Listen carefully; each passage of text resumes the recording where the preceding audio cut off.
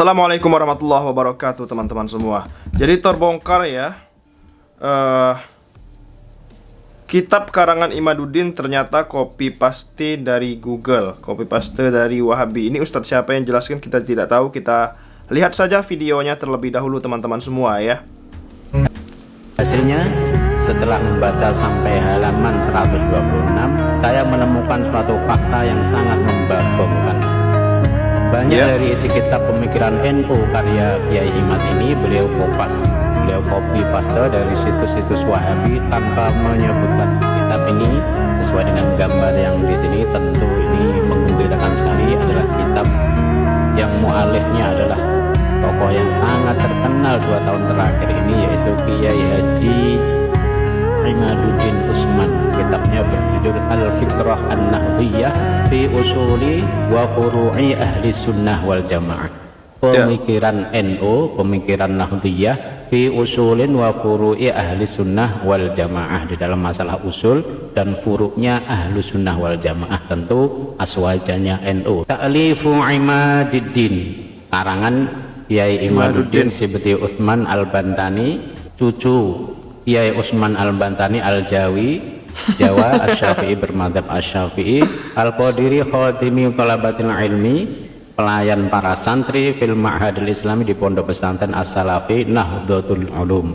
Jadi ini luar biasa sekali, seorang kiai dari Jawa mengarang kitab berbahasa Arab. Sebelum beliau sudah ada kiai-kiai top, yaitu Kiai Nawawi Al-Bantani, ada Kiai Iksan Jampes, dan masih banyak lagi termasuk Hadratus Syekh Hasyim Al-Asy'ari. Kitab ini berisi tentang, sebagaimana tampak di judulnya, adalah pemikiran-pemikiran Nahdlatul Ulama dengan aswajanya Ahlus Sunnah wal Jamaah.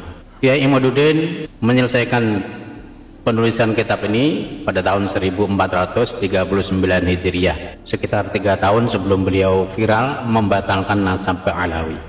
Dan sebagai tambahan informasi, kitab ini juga pernah diulas dan direspon secara positif di situs NU Online Banten.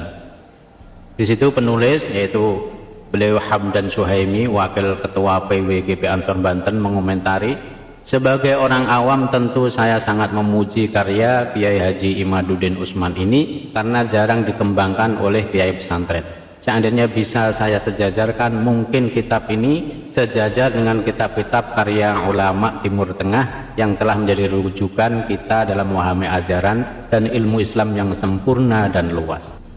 Informasi ini tentang buku ini saya dapatkan dari Kiai Muhammad Ismail Al-Khalili. Beliau adalah murid Habib Umar sekaligus cucu Syekhuna Khalil Bangkalan. Beliau menginformasikan bahwa kitab karangan Kiai Imaduddin ini bisa di-download ini ada linknya. Selanjutnya Kiai muda Muhammad Ismail Khalil ini menulis, bagi pembaca awam khususnya jika ia termasuk muhibbin Kiai Imad, kitab ini memang akan terlihat sangat keren dan mengagumkan. Bayangkan seorang ulama Nusantara dari Kresek, Banten bisa menulis kitab setebal 273 halaman dengan bahasa Arab yang sangat lugas dan ilmiah. Para pembaca pasti akan berdecak kagum. Kok ada ya kiai sealim itu? Nggak kalah sama ulama-ulama di Arab sana. Tapi sayangnya saya bukan pengagum berat Kiai Imad. Saya membaca kitab ini karena murni penasaran dan pengen tahu seperti apa sih kualitas kealiman seorang Kiai Imad yang sedang dielu-elukan para muhibbinnya itu. Hasilnya, setelah membaca sampai halaman 126, saya menemukan suatu fakta yang sangat membagongkan. Apa itu? Banyak dari isi kitab pemikiran NU karya Kiai Imad ini beliau copy paste dari situs-situs Wahabi tanpa menyebutkan sumbernya. Believe it or not, percaya atau tidak, berikut adalah data-data yang berhasil saya kumpulkan. Kemudian kemungkinan besar akan bertambah kalau saya sudah khatam membaca kitab Kiai Imad ini. Pertama, di halaman 40 sama dengan 41, ketika membahas tentang bilangan jamaah sholat Jumat, saya sudah mulai merasa aneh ketika di situ Kiai Imad juga mencantumkan pendapat Ibnu Taimiyah, padahal katanya ini kitab pemikiran NU. Al-mas'alatul ula fi adadil jum'ah dan seterusnya.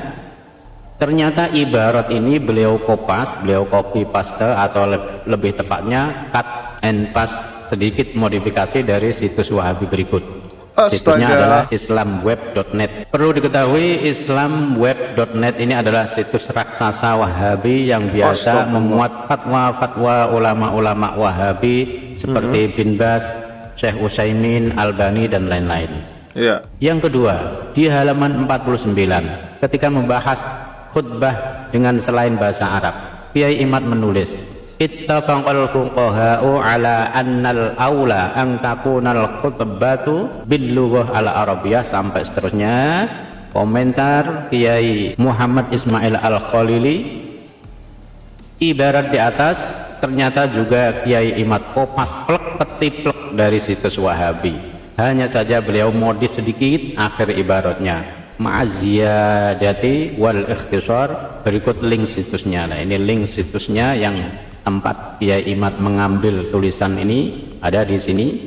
Islampa.info adalah al-islamu soal wa jawab, pertanyaan dan jawaban tentang Islam. Ini juga merupakan situs terkenal Wahabi milik Syekh Muhammad Sholeh Al-Munajjid, seorang ulama Wahabi, santri dari Syekh Bin Baz, Syekh Utsaimin, Syekh Albani.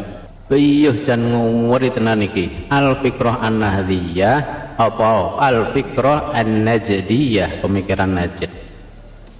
Nah, ini sebagai informasi saja, Wahabi itu Muhammad bin Abdul Wahab lahirnya di Najd. Yang ketiga, di halaman 95 ketika membahas tentang jual beli kredit bai'ut taqsib, lagi dan lagi Kiai Imad kopas redaksi dari situs Wahabi islamtia.info. Redaksi kitab Kiai Imad, ini tertulis al-mas'alatul ula fi bai'it taqsibi dan seterusnya. Redaksi situs aslinya ditampilkan oleh Kiai muda yang ganteng Muhammad Ismail Al-Khalili. Ya. Nah, seperti ini. Lalu yang keempat, di halaman 116 ketika membahas hukum menikah melalui telepon, Kiai Imad menuliskan al-mas'alatu tsaniyah aqdun nikah bil hatif, akad nikah lewat telepon. Nah, ini terus ditulis di sini lalu dikomentari oleh beliau Kiai Muhammad Ismail Al-Khalidi yang ganteng. Lagi-lagi dan lagi ternyata ibarat ini Kiai Imad kopas dari situs islamtia.info. Nah, di situsnya. Hanya saja cerdiknya Kiai Imad di sini, sumber-sumber fatwa itu beliau hilangkan karena akan jelas menampakkan kewahabian mereka. Coba perhatikan, fatwa di atas bersumber dari Al-Lajnah Ad-Daimah yang bisa dibilang MUI-nya Wahabi, juga dari Syekh Abdul Aziz bin Baz. Halaman 5, nomor 5 di halaman 125 ketika membahas tentang poligami. Mak-mak pecinta Kiai Imad wajib baca ini ya. Saya agak mengernyitkan dahi ketika dengan gagahnya Kiai Imad berkata bahwa poligami adalah sebuah amal yang besar pahala dan manfaatnya bagi suami istri. Inna ta'addudaz zawjat dan seterusnya. Saya curiga kok ada bau-bau Wahabi di sini ya. Ternyata betul di halaman 126 ketika menjelaskan keutamaan istri pertama yang bersedia untuk dimadu, Kiai Imad menuliskan fadluz zaujatil ula dan seterusnya. Dan sekali lagi demi menguatkan pendapatnya yang sangat menganjurkan poligami itu, Kiai Imad ternyata mengkopas ibarat itu dari situs Wahabi, lagi-lagi islamtia.info. Bagaimana ibu-ibu?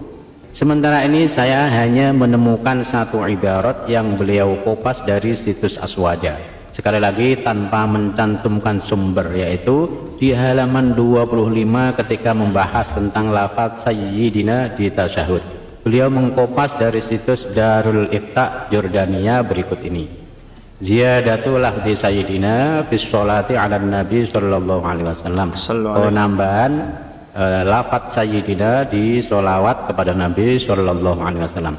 Membaca semua data di atas saya hanya bisa geleng-geleng dan berdecak, tapi tidak kagum. Kok bisa-bisanya Kiai Imad yang merupakan anggota LBM PBNU menulis kitab yang mengatasnamakan NU tapi isinya diambil secara diam-diam dari situs-situs Wahabi.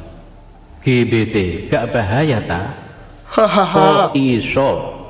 Saya berharap ada keseriusan dari pihak PBNU khususnya LBMNU untuk meneliti lebih dalam lagi kitab karya anggotanya ini, kalau perlu tarik ia dari pasaran. Karena ini bukan perkara receh dan remeh, ini kasus serius. Kitab ini semenjak terbit cukup laris di kalangan babul kitab pesantren. Apalagi Kiai Imad sekarang sudah menjadi kiai viral dengan ribuan pendukung fanatik dan militan dari seluruh penjuru Indonesia.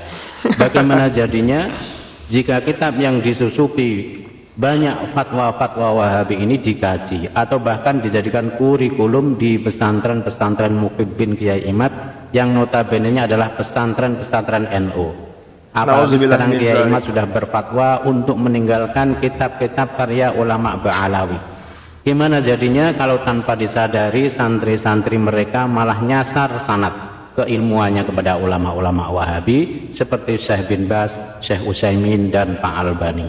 Saya sendiri tidak menuduh Kiai Imad sebagai penyusup Wahabi dalam tubuh NU. Saya tetap meyakini beliau sebagai kader NU dan bagian dari kita warga Nahdliyin. Respek saya ketika beliau menyebut ulama kami Syekhuna Khalil Bangkalan dalam tesis versi kitabnya sebagai Syekhul Masyayikh Al-Arif Billah. Respek saya ketika dulu beliau menyambut dengan baik tim kami Turos Syekhuna Khalil ketika melakukan kunjungan penelitian di Banten. Hanya saja pertanyaan liar di kepala saya, apa tujuan Kiai Imad menyusupkan fatwa-fatwa ulama Wahabi itu di kitab yang beliau namakan sebagai kitab pemikiran NU? Iki maksudnya piye? Mbok yo jangan namakan Al-Fiqrah An-Nahdiyah kalau gitu, tapi Al-Fiqrah Al-Imadiyah atau Al-Fiqrah Al-Gogeliyah atau Al-Fiqrah Al-Qopasiyah.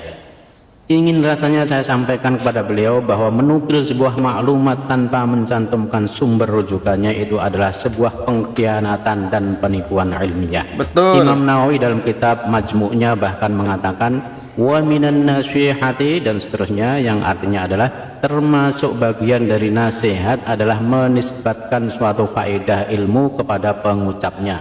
Barang siapa yang melakukan itu maka ilmu dan keadaannya akan barokah. Akan tetapi barang siapa yang menukil sebuah kalam dan membuat orang lain mengira itu adalah ucapannya, maka ilmunya tidak akan bermanfaat dan keadaannya tidak akan barokah.